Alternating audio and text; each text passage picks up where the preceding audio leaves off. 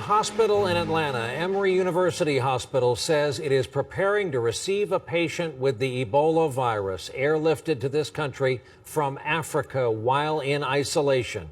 This outbreak is now surging out of control. New numbers out today show over 1,300 cases, 729 deaths reported.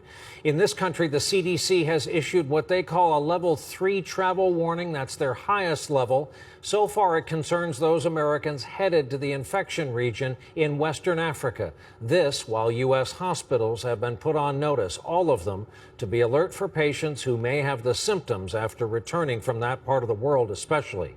It's where we begin again tonight here with our chief medical correspondent, Dr. Nancy Snyderman. Nancy, good evening. Good evening, Brian. The news today from Emory University Hospital saying that it is preparing a special isolation unit to receive a patient with Ebola within the next several days.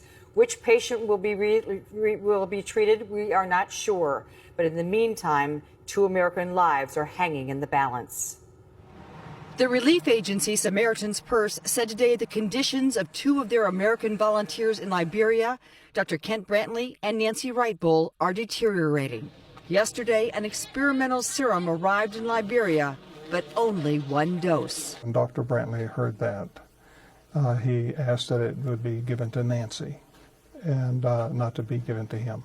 Franklin Graham is head of the relief organization. He's a tremendous individual. However, Dr. Brantley did get some help, a blood transfusion from a 14-year-old Ebola survivor, one of the many people Dr. Brantley has saved. This is the toughest Ebola outbreak we've ever had to face, and Ebola itself is a dreadful and merciless virus. And today, the Centers for Disease Control issued a level 3 travel alert for Americans, urging them to avoid all non-essential travel to Guinea, Sierra Leone, and Liberia. So what was your tipping point to raise the travel advisory today?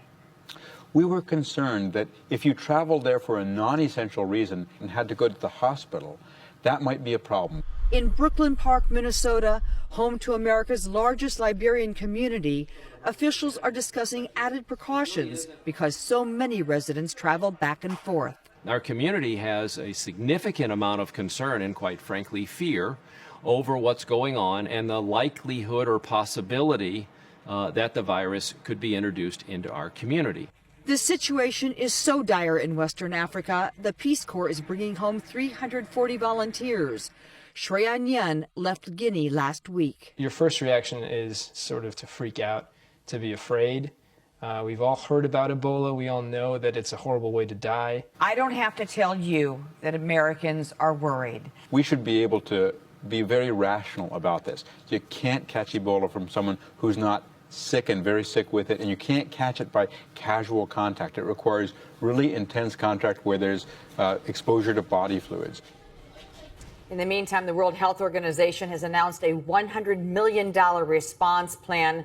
And tonight there is a global call for doctors, nurses, and epidemiologists to bring their expertise and supplies into the affected areas in Western Africa, Brian. And the feds still believe we'll be able to avoid this process of taking people off planes who may be sick, checking people at our incoming airports. People are infectious if they are symptomatic. If you look at this outbreak right now in Western Africa, think of it like a wildfire that is raging out of control. If there are isolated sparks of affected patients, those patients need to be isolated. That's how you ultimately shut this down.